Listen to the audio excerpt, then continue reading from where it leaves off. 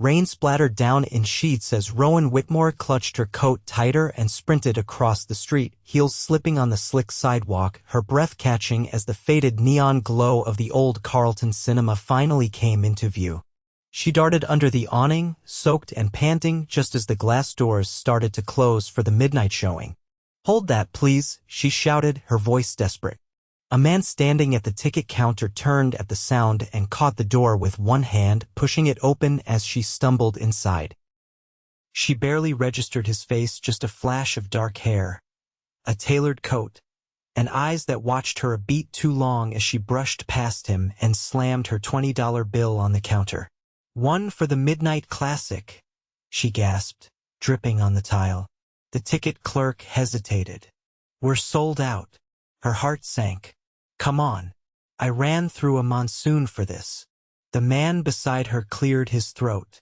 "Actually, I bought 2 tickets. You can have the extra." She turned to look at him properly for the first time. He was tall, probably mid-30s, with strong features and a quiet confidence that didn't match the sleepy theater vibe. His wool coat hugged broad shoulders, and his watch, a sleek, silver piece that looked wildly out of place here, flashed under the flickering lights. "I can pay you back," she said quickly. He shook his head. "It's just a movie ticket. Don't worry about it." "Why did you buy 2? He gave a small shrug. "Habit." Rowan hesitated. Everything about him screamed too polished, too put together. But the theater door was already opening, and the clerk was motioning for them to go in. She offered a cautious smile. "Thanks. That was really decent of you." "Any time," he replied, and followed her inside. They took their seats near the back, the old red velvet seats creaking under them. The lights dimmed, and the screen lit up. She finally exhaled. 10 minutes in, she noticed he hadn't touched his popcorn. He was watching the film, sure, but his eyes kept flicking to her. Not in a creepy way. More like curious, studying her. "Do I have something on my face?" she whispered. He leaned closer, just enough for her to catch the scent of expensive cologne. "No, you just look like you really needed this movie." She blinked. "I did." They didn't speak again until the credits rolled. The few other night owls trickled out, but Rowan stayed seated, letting the music wash over her like a balm. The man beside her stood, then glanced down. "Want to keep the night going? There's a diner across the street. I hear their grilled cheese is life-changing." She narrowed her eyes. "You're not a serial killer, right?" He grinned. "No, I'm Nathaniel Archer. I like movies, grilled cheese, and offering strangers my extra ticket when it's raining." Rowan stared at him, her lips twitching. "Rowan Whitmore. I like midnight movies and saying yes to strange men with backup tickets." They crossed the street, the rain now a soft drizzle. Inside the diner, she warmed her hands on a chipped mug of bad coffee while Nathaniel ordered them both food without asking for the price. "Tell me something," she said after a few bites. "Why were you really at the theater tonight?" He looked at her for a long moment. "I had a rough day. I needed something that didn't involve boardrooms and suits." "Boardrooms?" she echoed, raising an eyebrow. He just smiled. "Let's say I run things." She didn't push. She liked that he wasn't bragging. There was something calming about his presence, something that made her want to talk more than she should. "I lost my job," she admitted, surprising even herself. "I was an assistant at a publishing house. They downsized. So I've been applying everywhere, but no one hires out-of-work-lit majors with a coffee addiction." Nathaniel leaned back, watching her over his coffee cup. "They're missing out. You've got spark." Her cheeks heated. "You don't know me." "Not yet." She didn't know what to say to that. She was used to guys who played games, who flirted with shallow charm. Nathaniel Archer didn't feel like that. He felt like someone who saw things. Quiet, confident, unshakable. They talked until nearly 3. When they finally walked outside, the rain had stopped, and the streets were empty. "I'll get you a ride," Nathaniel said, pulling his phone from his pocket. "I'm good," she said quickly. "Just a few blocks." He hesitated, then pulled off his coat and wrapped it around her shoulders. Then at least take this. She blinked at him. This coat probably costs more than my rent. Then it'll keep you warm twice as much. She smiled, soft and genuine. Thanks for the movie, and the food, and the coat. Thanks for showing up soaking wet and stealing my extra ticket. He stepped back, hands in his pockets. Maybe I'll see you again. Maybe. Then she turned and walked off into the night, coat trailing behind her, completely unaware that the man she'd just shared fries with was a millionaire, the CEO of Archer Holdings, a name she'd seen 100 times in headlines but never connected to the calm, warm-eyed man who had saved her evening. And Nathaniel Archer watched her go, already knowing one thing for certain. He was going to see her again. Rowan nearly forgot about the coat until the next morning when she woke to the scent of cedar and something clean and unfamiliar woven into the wool draped over her desk chair. She tossed it aside after stumbling into her apartment the night before, feet aching, heart oddly light. The fabric was clearly expensive, soft, structured, and still warm to the touch. She ran her fingers over the lining, then reached into the inner pocket on impulse. Her breath caught. A business card, crisp and slate gray, slid into her palm. Embossed lettering read, Nathaniel Archer, Archer Holdings. No phone number. Just a name and a logo she recognized from every business headline she'd skimmed over while waiting in line at the grocery store. She dropped it like it burned. The man who'd shared a booth with her until dawn wasn't just successful, he was the kind of man who had entire city blocks named after him. And she, Rowan Whitmore, currently unemployed and living on grocery store coupons, had spent the night pretending she was anywhere close to his world. She stared at the card again. He hadn't told her. Not once. Not even a hint. Why? By noon, she was pacing the cramped kitchen of her apartment, still in yesterday's jeans, the coat folded over a chair like it was watching her. She grabbed her phone and dialed the only person she could trust for brutal honesty. Did you Google him yet? Her friend Elise asked the second she picked up. I didn't even tell you his name. You didn't have to. You called me at 7 this morning breathing like you just saw a ghost. So I figured there was either a murder or a man involved. Rowan exhaled. Nathaniel Archer. A pause. Then a long whistle. Girl, you didn't just meet a man. You met a fortune list. He didn't say anything. We just talked about movies. Food, job stuff. Well, if he's playing incognito, maybe he's tired of gold diggers, or boardroom types, or models with no opinions.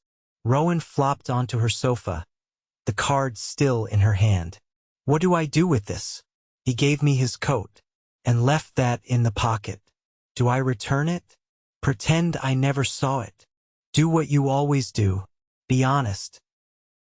Just don't show up looking like you got hit by a thunderstorm again.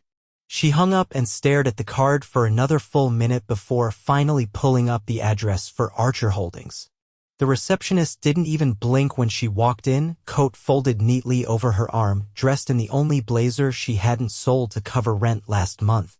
The lobby was glass and steel, sleek in a way that made her shoes feel louder than they were. Can I help you? The woman at the desk asked, her eyes flicking to the coat. I need to return this to Mr. Archer, Rowan said, lifting her chin. Do you have an appointment? No, the woman tapped something into her computer. Paused.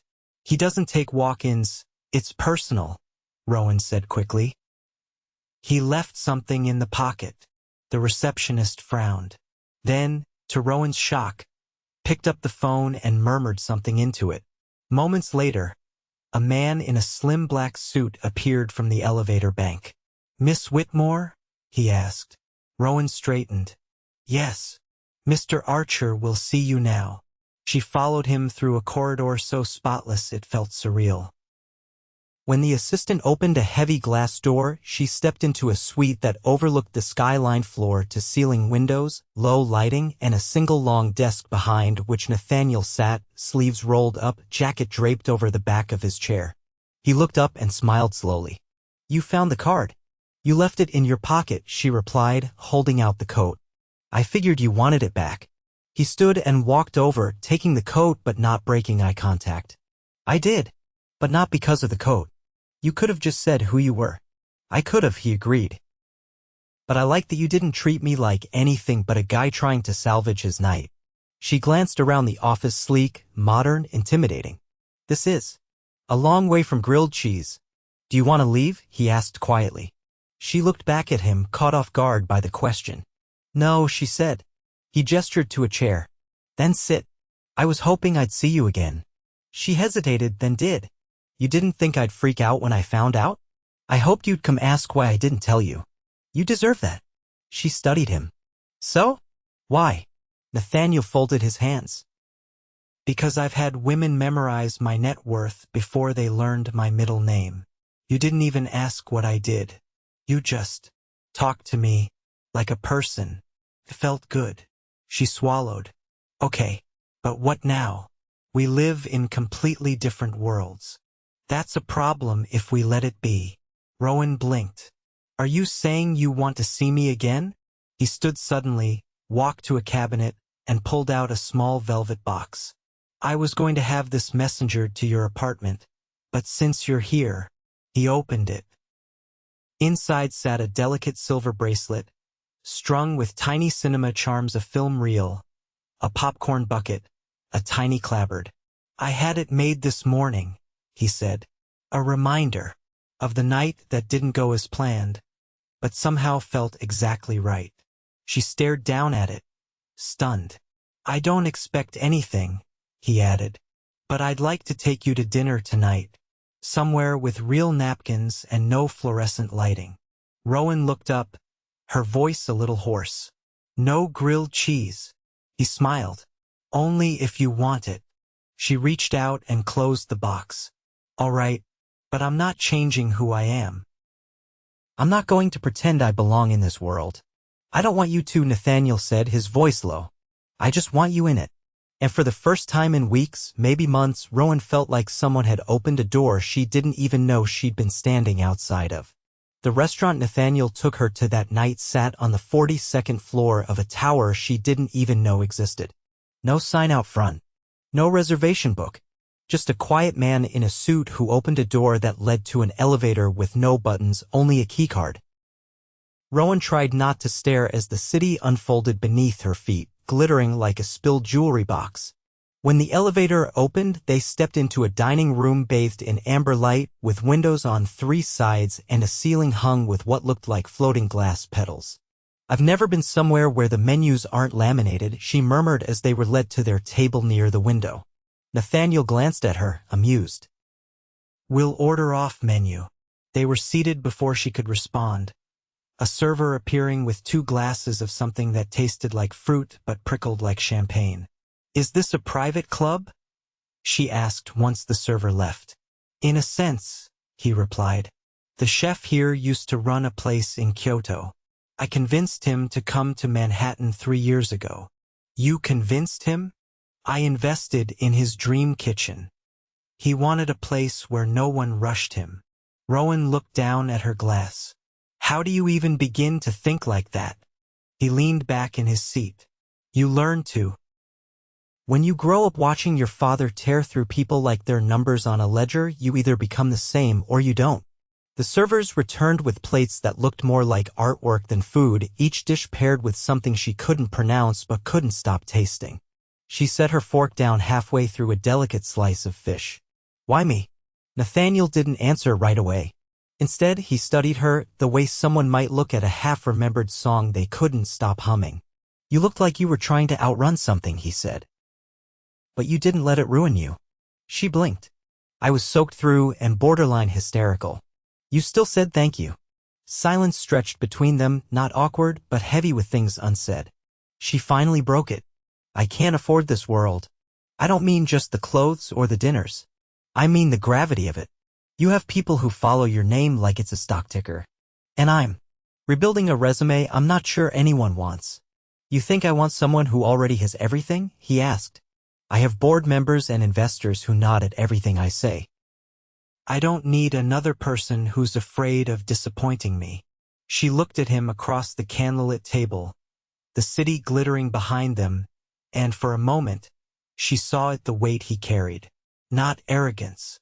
Isolation. "What are you afraid of?" she asked softly.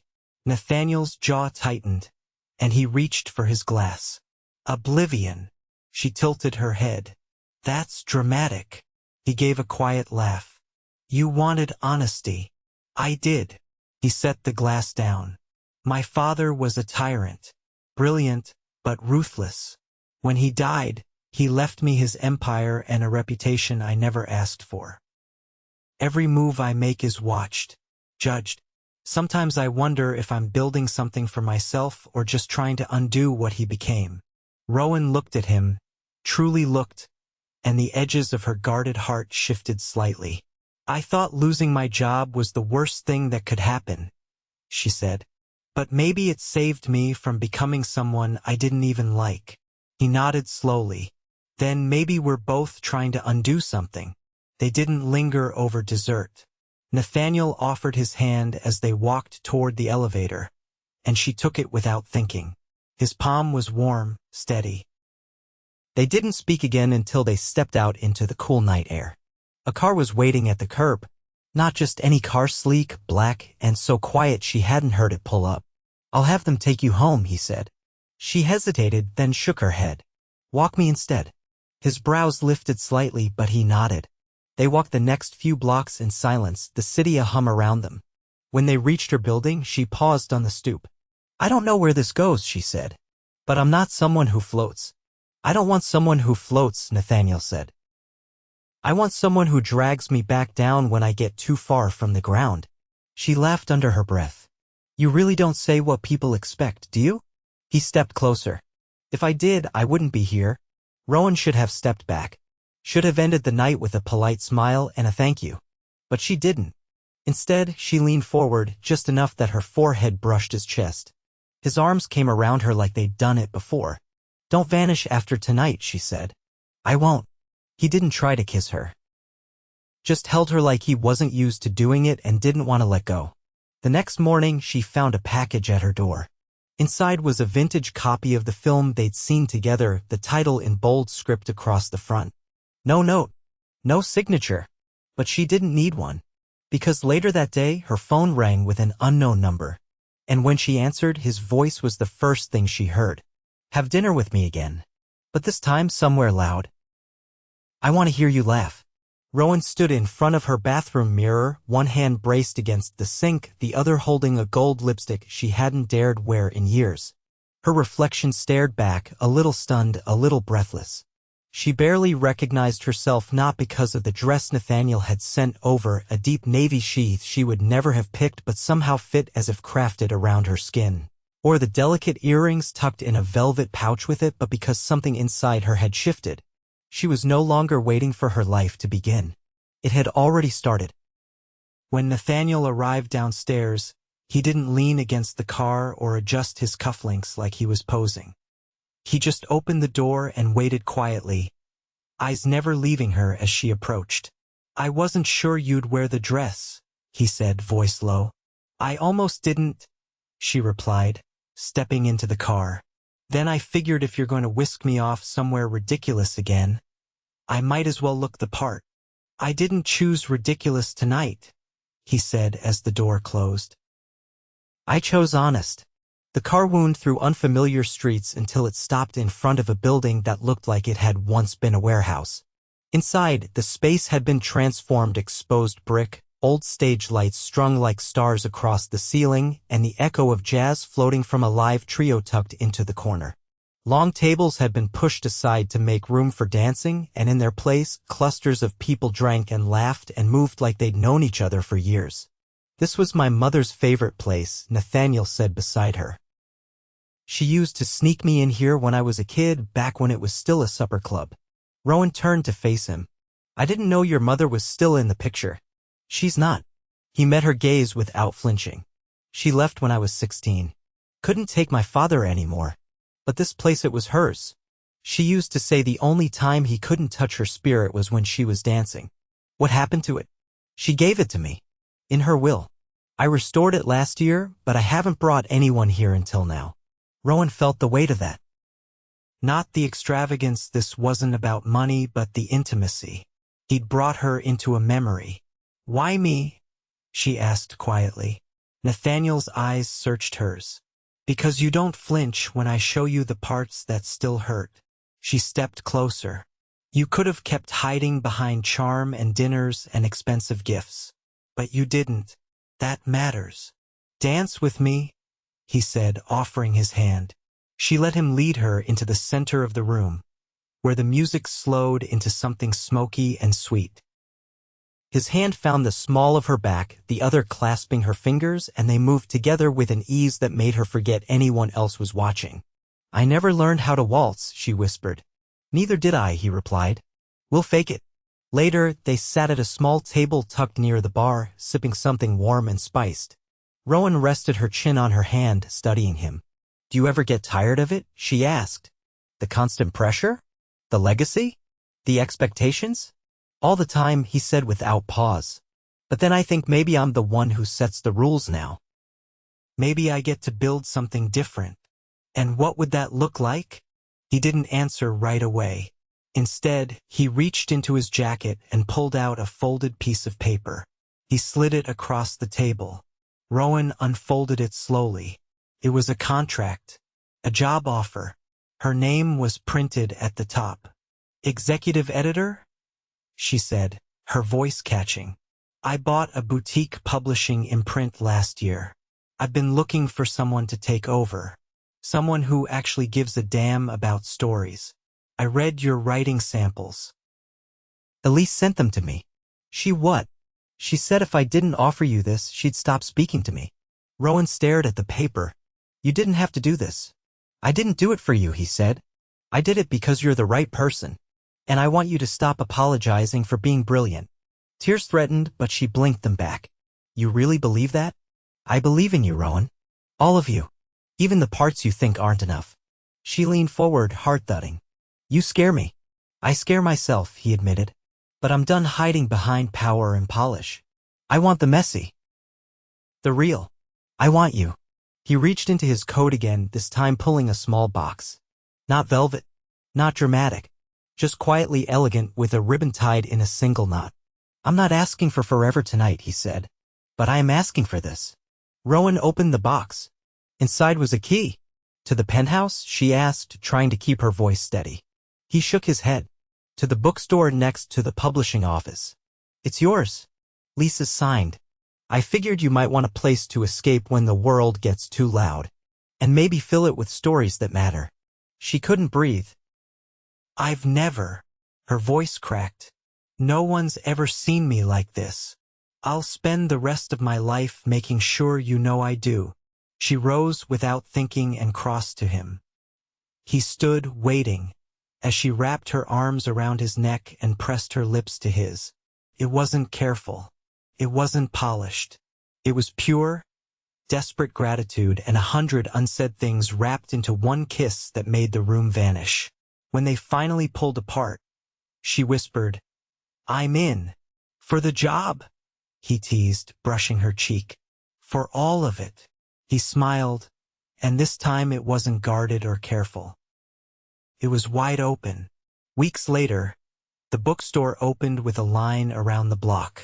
Inside, Rowan stood behind the counter, arranging a display of debut authors she'd personally signed. Nathaniel was across the room, arguing with a supplier over coffee machines and pretending to know what he was doing. Their worlds had collided in a night of rain, popcorn, and chance. But it wasn't luck that brought them here. It was choice. And every day forward, they would keep choosing each other. Rowan stood behind the counter of Whitmore books, the afternoon sun spilling amber light across the hardwood floor. The scent of new paper and freshly brewed espresso floated in the air as a soft jazz record played from the corner. Her fingers moved with practiced ease, arranging a stack of signed hardcovers in the front display. Just beyond the glass storefront, a small crowd gathered, snapping photos of the new window mural that had gone up that morning.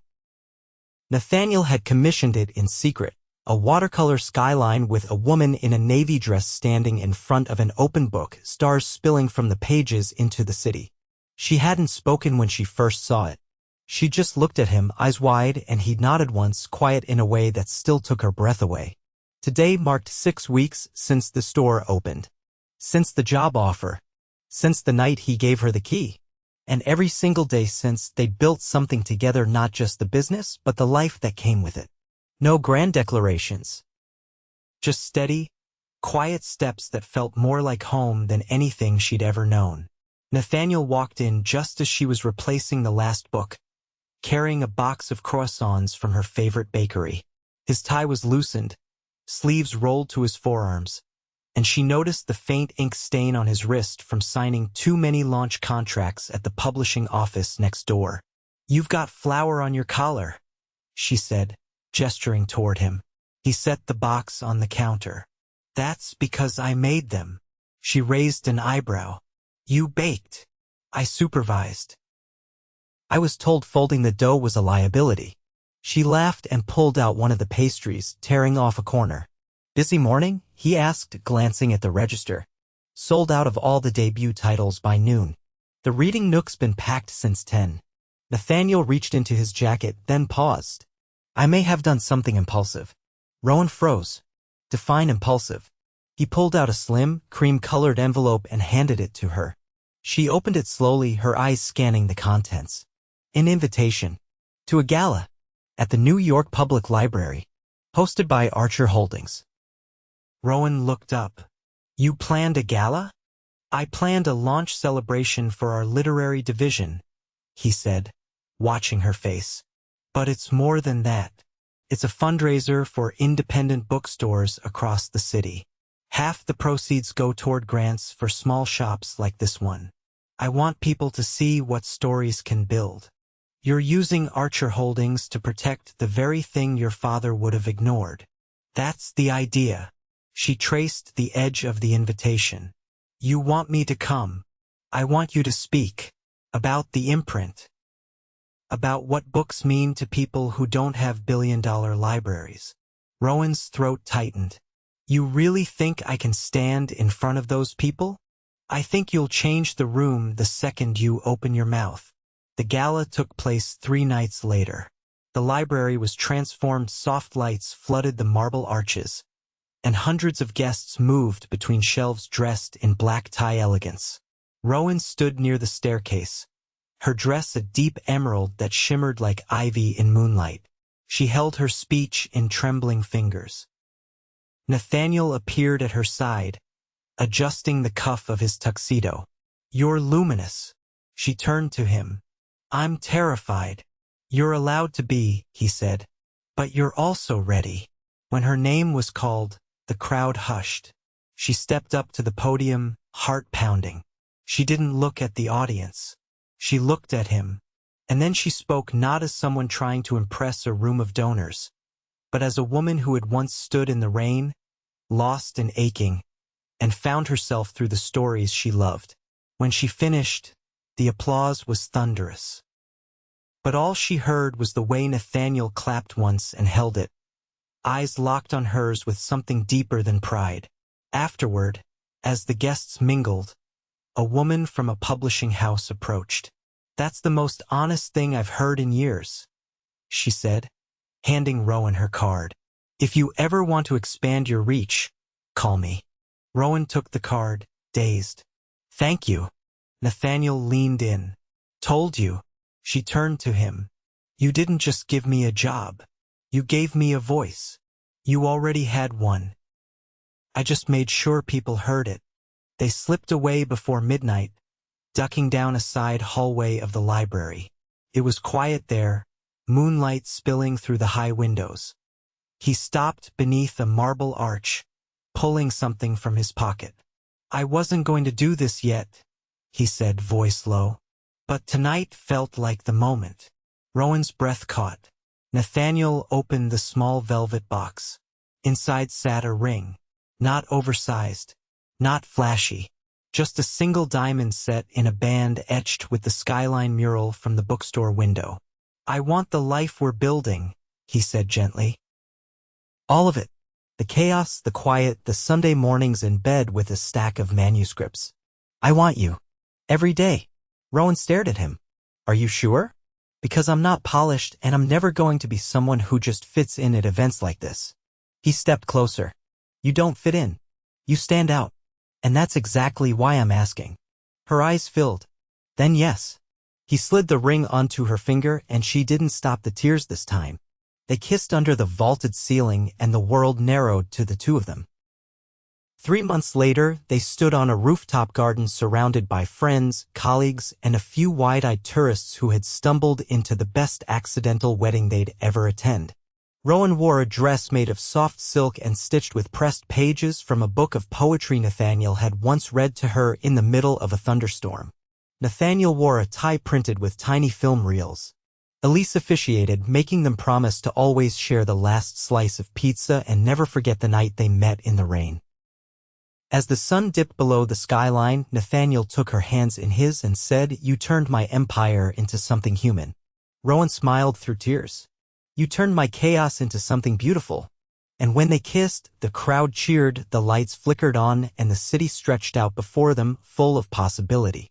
They danced under the stars to a song neither of them knew but would never forget.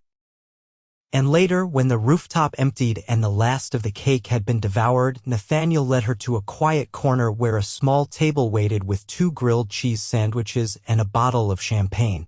Rowan burst out laughing, tears still drying on her cheeks. "You remembered." "I remember everything," he said. "Especially you." They clinked glasses and leaned in close, the city humming around them. This time, there was no rain. Just a future wide open and the two of them walking into it together.